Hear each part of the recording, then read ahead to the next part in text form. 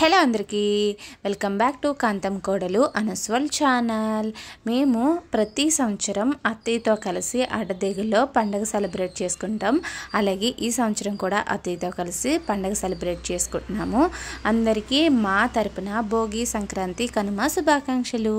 మేము భోగి రోజు చక్కగా కలాపి జల్లి రంగురంగు ముగ్గులు వేసుకుని పిల్లలకి బాగా నలుగులు పెట్టి ఆరు బయట కూర్చోబెట్టి నలుగులు పెట్టి చిన్నగా భోగి మంట కూడా వేసుకుని తల స్నానాలు చేసేసి ఊర్లో ఉన్న శివాలయంకి వెళ్ళాము.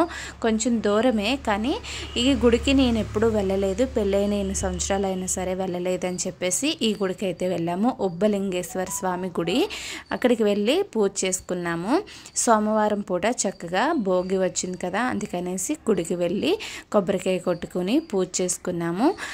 చక్కగా పూజ అయితే చాలా బాగా చేసేసుకున్నాము. మేము వెళ్ళే టైంకి అయితే పంతులు గారు లేరు, కానీ గుడి మాత్రం ఓపెన్ చేసే ఉంది. గుడి లోపలికి కూడా వెళ్ళి పిల్లలు మేమందరం కలిసి చక్కగా పూజ చేసేసుకుని దీపం పెట్టుకుని తర్వాత ఇంటికి వచ్చేసాం. భోగి అయితే ఇలా సెలబ్రేట్ చేసుకున్నాం.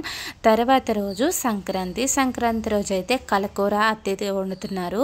మేము 2 రకాలుగా వండుకుంటాము. చిక్కుడుకాయ, అరటికాయ, ములక్కాయ, టమాటో అన్నీ వేసేసి ఒక కర్రీ, దుంపలతో చామదుంప, కంద అవన్నీ ఒక కర్రీ వండుతాము.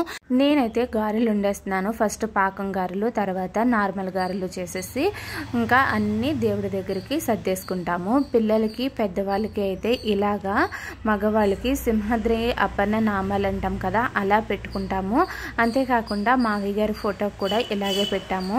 మా అత్తయ్య గారి ఇంటి దగ్గర దేవుడి గది ప్రత్యేకంగా ఉంటుంది. అంతేకాకుండా ఫోటోలన్నిటికి నిండుగా బొట్టులు పెట్టుకుని పూలమాలలతో అలంకరిస్తారు. ప్రతిరోజు పొద్దుట సాయంత్రం కూడా దీపం పెట్టుకుని పూజ చేసుకుంటారు.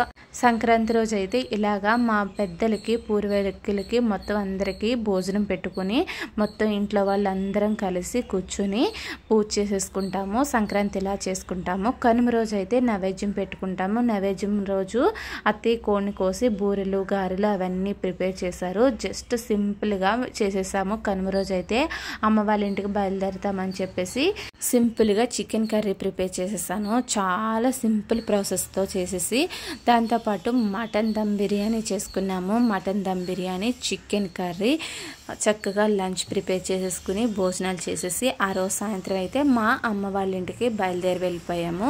ఇదండి మా ఇంటి దగ్గర అత్తయ్యతో కలిసి భోగి, సంక్రాంతి, కనుమ ఇలా సెలబ్రేట్ చేసుకున్నాము.